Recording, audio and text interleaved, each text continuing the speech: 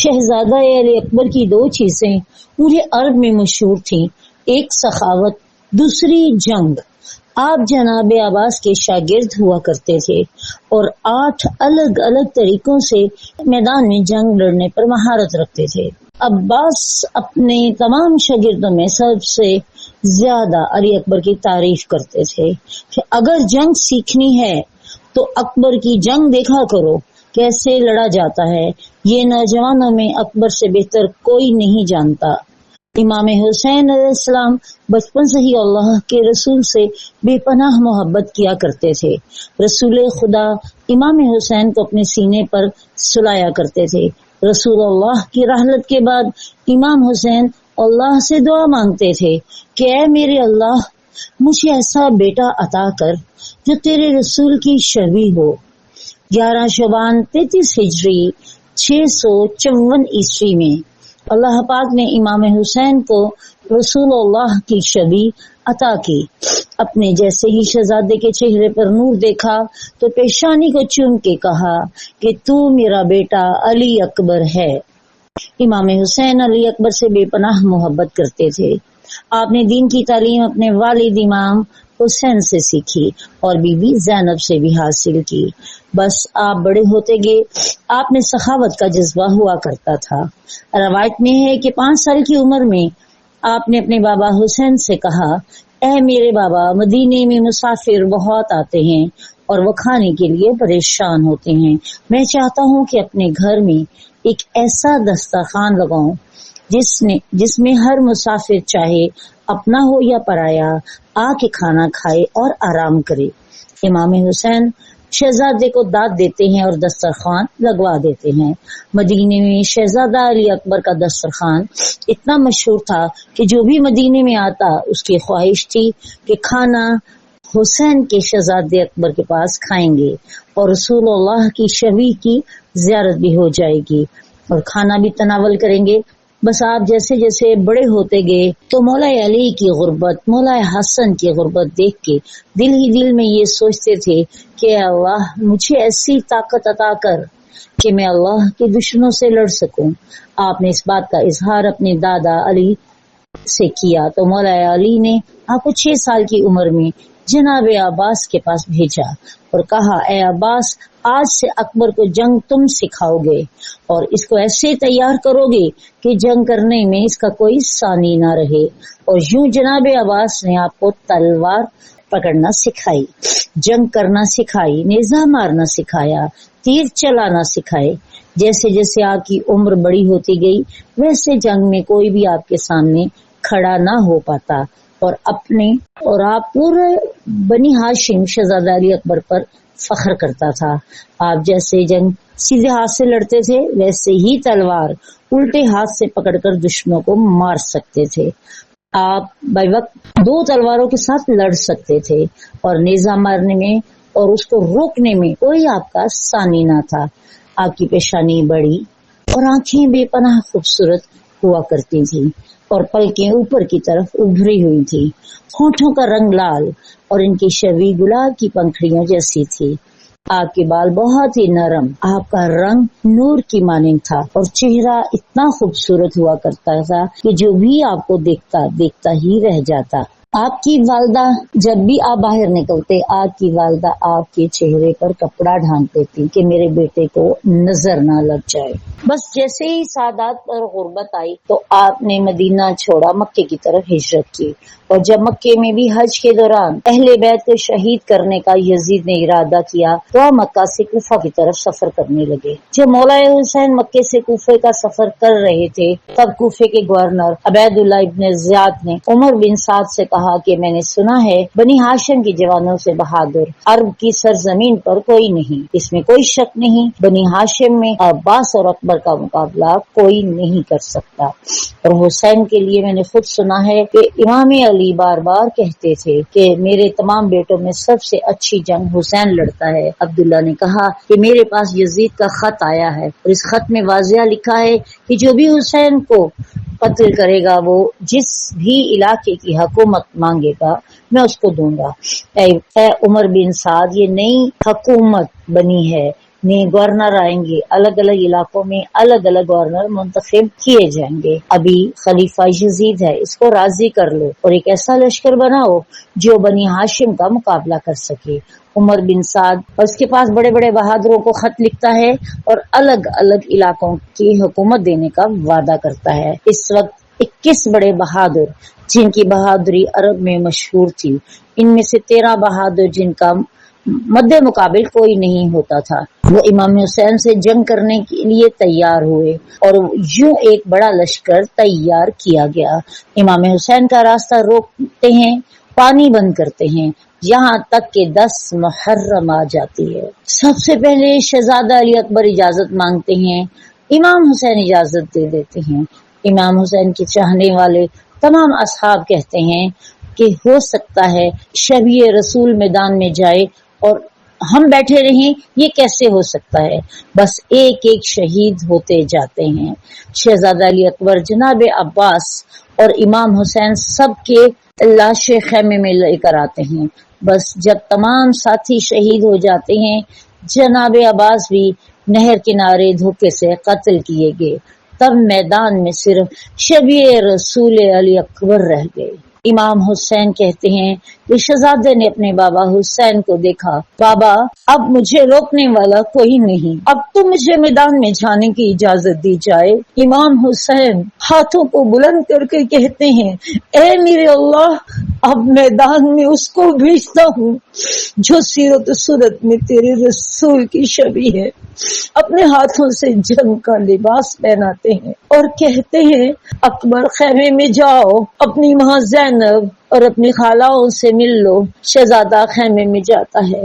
جیسے ہی بیویوں کو معلوم ہوتا ہے کہ شبیہ رسول اجازت لینے کے لیے خیمے میں آئے ہیں، تمام بیویاں خیمے میں آ جاتی ہیں اور علی اکبر سے الوداع کہتی ہیں۔ شہزادہ سب کو کہتا ہے کہ میں دین پر قربان ہونے جا رہا ہوں، دعا کرو کہ میری قربانی میرے اللہ قبول کر لیں۔ بس میدان میں آتے ہی امام حسین اپنے جوان بیٹے اکبر سے بے پناہ محبت کرتے تھے۔ جیسے ہی علی اکبر کا گھوڑا میدان کی طرف جاتا ہے، امام دھیرے دھیرے پیچھے آتے ہیں۔ علی اکبر کو محسوس ہوا کہ پیچھے میرے بابا آ رہے ہیں۔ اکبر گھوڑے کو روک لیتے ہیں، نیچے اترتے ہیں اور فرماتے ہیں، اے میرے بابا، آپ میرے گھوڑے کے پیچھے چلتے ہیں، یہ مجھے گوارا نہیں، آپ یہیں ٹھہرے، میں میدان میں جاتا ہوں۔ امام حسین فرماتے ہیں، میں تو کچھ دیر ہو شبیہ رسول کی زیارت کرنا چاہتا تھا۔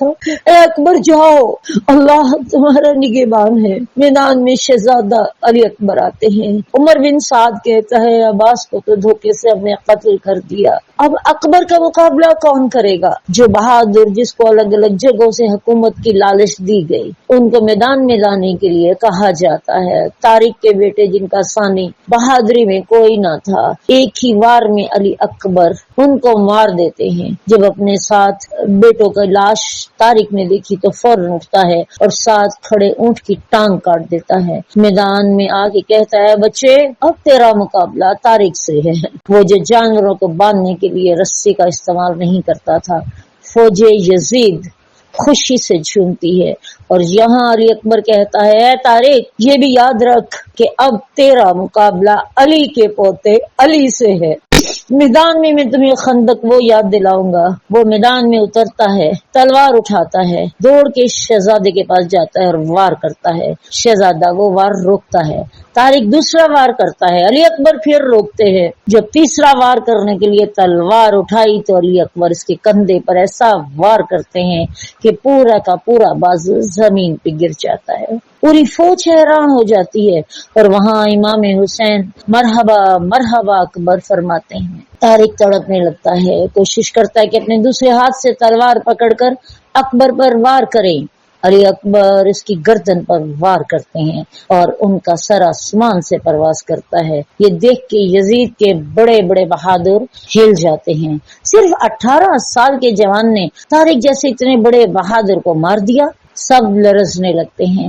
اس کے بعد عزیر حارث بن قیس، شعیب بن عقبہ، باری باری وہ 13 کے 13 بڑے بہادر آتے ہیں جن کو الگ الگ علاقوں کی حکومت کا عمر بن سعد نے وعدہ کیا تھا، سب رفتہ رفتہ فنا ہو جاتے ہیں۔ تاریخ میں لکھا ہے کہ عمر بن سعد جتنے بڑے بڑے بہادر امام حسین کی جنگ کرنے کے لیے میدان میں لایا تھا، ان تمام بہادروں کو علی اکبر نے فنا کر دیا تھا۔ تبھی امام حسین کے مد مقابل فوج حملہ کرتی ہے، کیونکہ ایسا کوئی بچہ ہی نہیں جس کو علی اکبر نے مار نہ دیا ہو۔ جیسے ہی دیکھا کہ ہمارے بڑے بڑے بہادر مر گئے تو وہ کہتا ہے کہ 7,000 کا لشکر ایک ساتھ اکبر پر حملہ کریں۔ علی اکبر پر ایک ساتھ 7,000 کا لشکر حملہ کرتا ہے۔ علی اکبر شیر کی طرح لڑتے ہیں، ان کو فنا کرتے ہیں، پورا لشکر ہل جاتا ہے۔ علی اکبر کو پیاس لگتی ہے، آپ پلٹ کے اپنے بابا کے پاس آتے ہیں۔ امام حسین کہتے ہیں کہ مرحبا اکبر مرحبا، تو نے مجھے آج اپنے بابا علی کی یاد دلا دی۔ شہزادہ علی اکبر فرماتے ہیں کہ بابا، اگر مجھے تھوڑا سا پانی مل جائے تو میں پورے لشکر کو فنا کر کے آپ کو دکھاؤں گا۔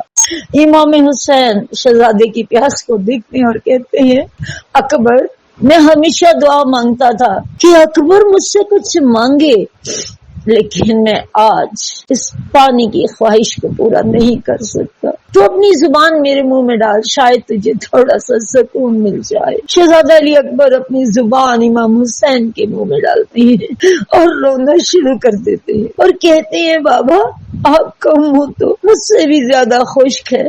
امام حسین فرماتے ہیں جا میرے بچے، میدان میں جا، تمہارے نانا حوض کوثر کے ساتھ تمہارا انتظار کر رہے ہیں۔ علی اکبر میدان میں گئے اور عمر بن سعد نے کہا یہ 7,000 کے لشکر مل کر اکبر پر حملہ کریں اور تیر چلانے والوں اکبر کو دور سے تیر چلانا شروع کر دو۔ جیسے علی اکبر میدان میں آتے ہیں، ایک طرف ہزاروں کا لشکر شہزادے پہ تیر چلاتا ہے اور کچھ شہزادے پہ پیچھے سے وار کرتے ہیں اور کچھ آگے سے وار کرتے ہیں۔ جس طرف بھی شہزادہ گھوڑا موڑتا ہے لشکر بھاگنا شروع کر دیتے ہیں، لیکن پیچھے سے تیر چلانے والے نہ رکے۔ بس اتنی دیر میں کچھ تیر آپ کے چہرے کو لگے۔ آپ جیسے ہی تیروں کو روکنے کے لیے اپنے ہاتھوں کو چہرہ مبارک پہ کرتے ہیں تو کسی خبیث نے آپ کے سر پر وار کیا اور آپ کا سر زخمی ہو گیا۔ فوجی یزید جھومنا شروع کر دیتے ہیں۔ علی اکبر جیسے ہی اپنا ہاتھ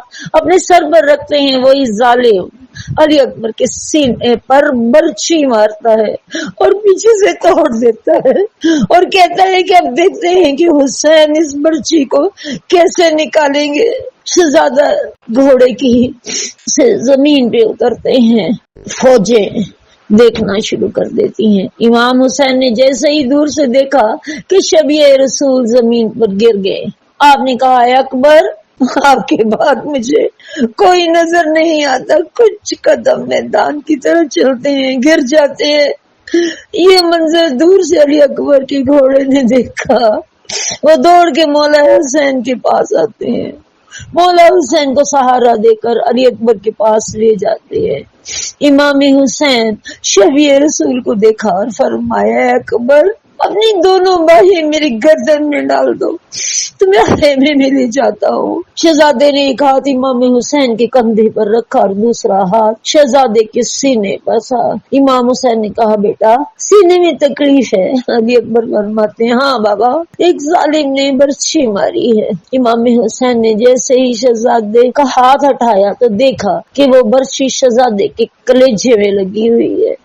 آپ علی اکبر کو زمین پہ لٹاتے ہیں اور فرماتے ہیں اے میرے دادا ابراہیم، آج میں اپنا اسماعیل اللہ کے دین پر قربان کرتا ہوں۔ ایک ہاتھ برچھی پر رکھتے ہیں، دوسرا ہاتھ زمین کربلا میں رکھتے ہیں، اللہ کا نام لے کر جیسے ہی برچھی نکالتے ہیں تو برچھی کے ساتھ علی اکبر کا کلیجہ امام حسین کے ہاتھوں میں ہوتا ہے۔ علی اکبر تڑپنے لگتے ہیں۔